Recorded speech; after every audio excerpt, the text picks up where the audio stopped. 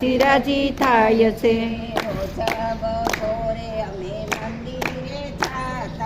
રોજ બપોરે અમે મંદિરે જાતા,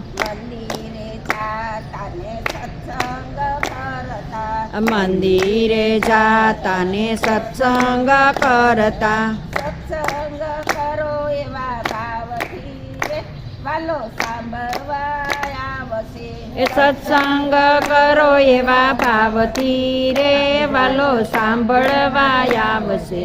જય જય શ્રી કૃષ્ણ તમે મુખથી રે બોલો।